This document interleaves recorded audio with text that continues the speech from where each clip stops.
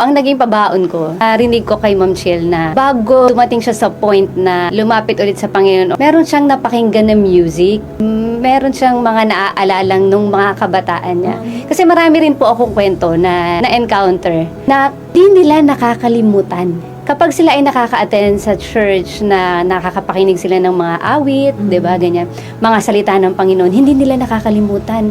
Na kahit, sabi nga ni Ma'am Chill na 8 years siyang hindi nagsisimba, pero babalik at babalik come back home talaga kapag merong tanim. Kaya sabi ko sa mga nakikinig po sa atin ngayon, mga magulang, kung kaya po natin ngayon na habang bata pa yung mga anak natin, dalhin na natin sa church. Dalhin na natin sa Panginoon.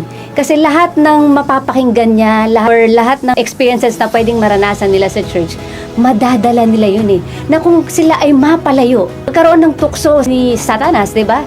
Pero nandun pa rin yun, nasa puso pa rin nila at isip nila, babalik at babalik sila kahit ilang years pa yan, kahit 5 years, 10 years, 20 years. Amen. Maaalagaan natin ang ating mga anak kahit wala na tayo or kahit malayo na tayo sa kanila. Kaya napaka-importante na bata pa lang, i-train na natin at ipakilala na natin ang ating Panginoon. Amen. Maraming salamat. Ito po si DJ Mary Me na nagsasabing, Mary mo ang pagsubok sa buhay. Tandaan mo, andyan ang Diyos lagi para sa iyo. This is TikTok Transformation in Christ Talk.